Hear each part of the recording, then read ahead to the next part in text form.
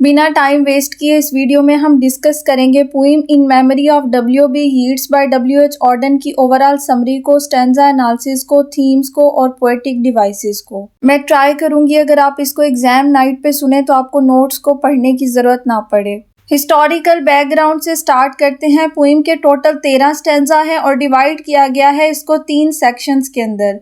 पहले पार्ट और तीसरे पार्ट में 6-6 स्टैंजा हैं और दूसरे पार्ट में 1 स्टैंजा है। ओरिजिनली 1939 में इस पोइम को पब्लिश किया गया था। तब इसका जो पार्ट 2 है जिसमें अब 1 स्टैंजा है, तब इस पार्ट 2 में 3 एडिशनल स्टैंजा भी थे जिनको 1966 की कलेक्टेड एडिशन के अंदर जब इसको पब्लिश किया गया तो उन स्टैंजा को रिमूव कर दिया गया। पोइम की ओवरऑल समरी को देख लेते हैं। सैड बिगिनिंग है।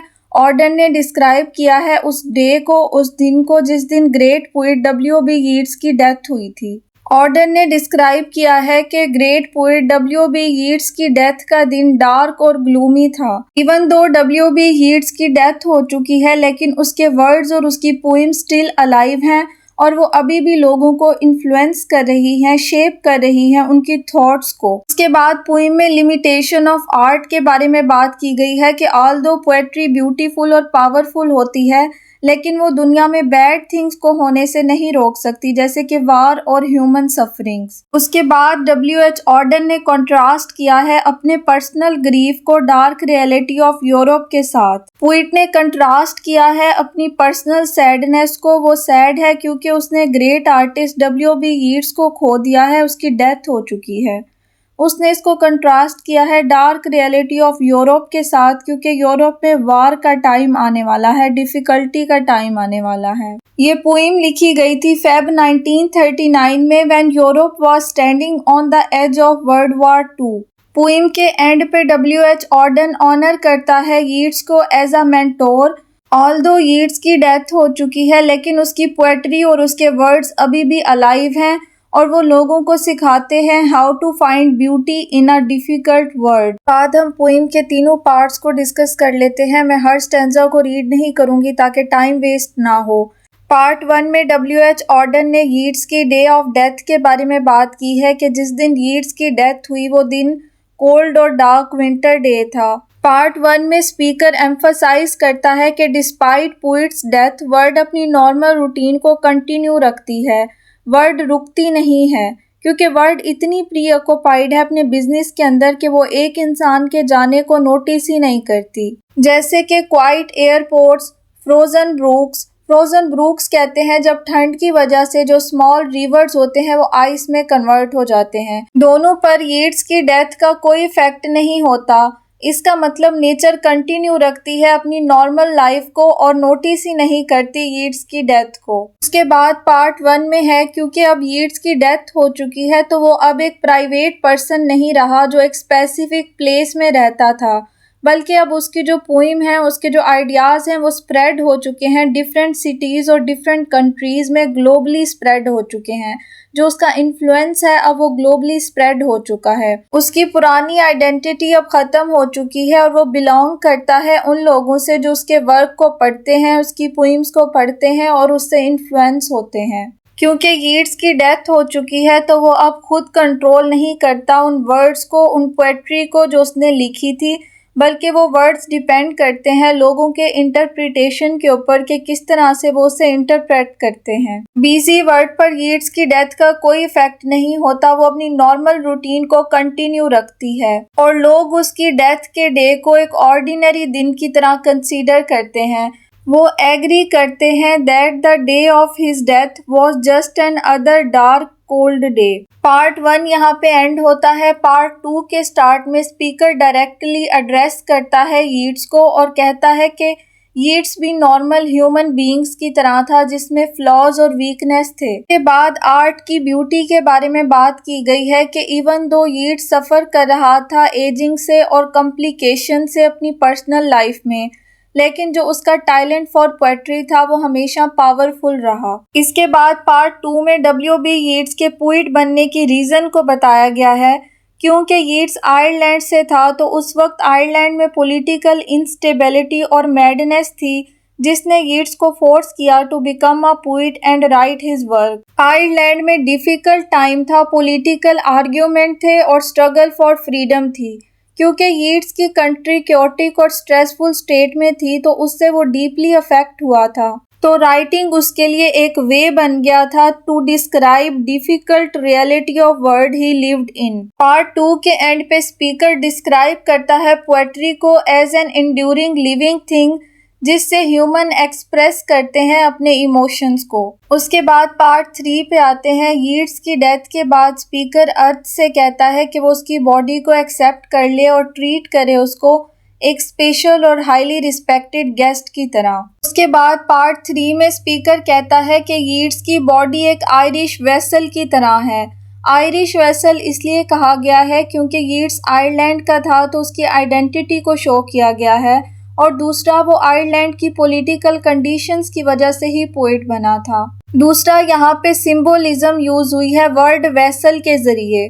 पोएट डिस्क्राइब करना चाहता है यीट्स की फिजिकल बॉडी को एज अ कंटेनर जिसके अंदर आयरिश पीपल की वॉइस है और उनकी पॉलिटिकल स्ट्रगल्स हैं। क्योंकि आयरलैंड की क्योटिक और स्ट्रेसफुल सिचुएशन ने डीपली अफेक्ट किया था यीट्स को और फोर्स किया था उसे एक पोएट बनने पर।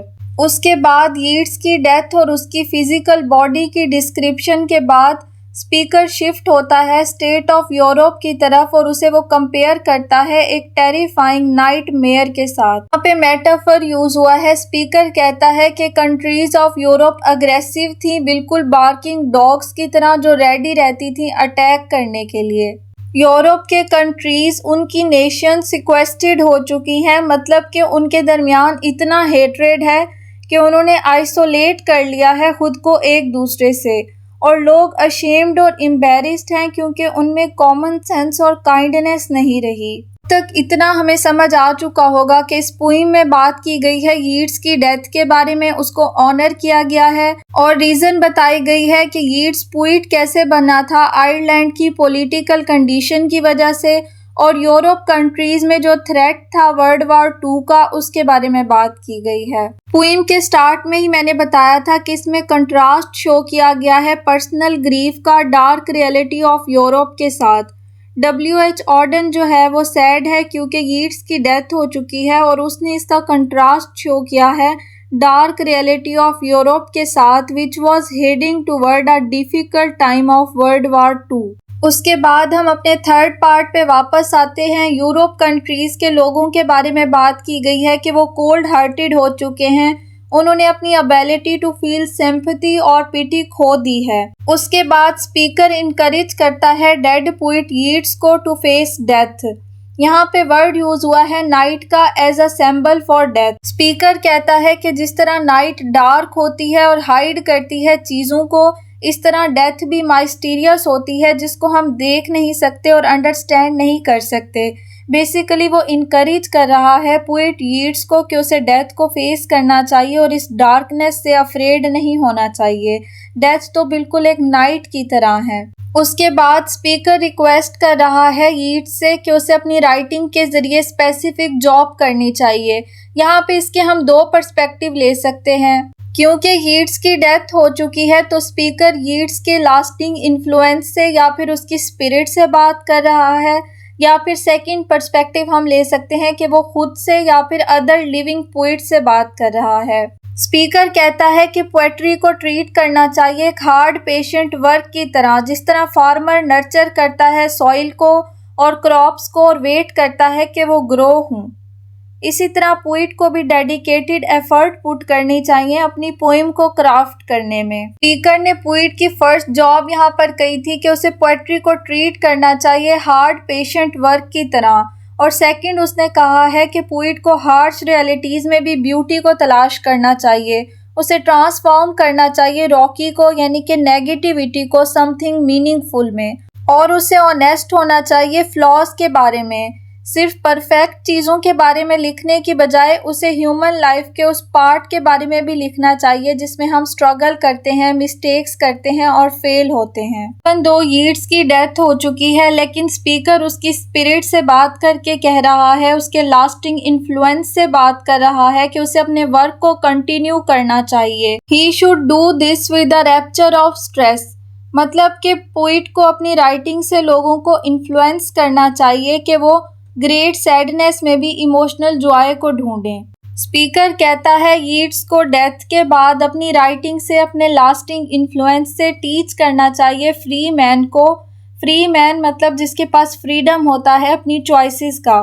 उसे सिखाना चाहिए हाउ टू प्रेज, मतलब कि वो कैसे फोकस करें ब्यूटीफुल और होपफुल पार्ट ऑफ एग्जिस्टेंस के ऊपर, ना कि सिर्फ डार्कनेस के ऊपर। फिल्म के एंड में हम कह सकते हैं कि स्पीकर कहता है कि इवन दो यीट्स की डेथ हो चुकी है, लेकिन उसके वर्ड्स को, उसकी पोएट्री को कंटिन्यू रखना चाहिए, लोगों को टीच करना कि how to find hope and beauty even जब लाइफ एम्प्टी और पेनफुल फील हो रही हो। उसके बाद हम पोइम के सेंट्रल थीम को देख लेते हैं और पोएटिक डिवाइसेस को देख लेते हैं।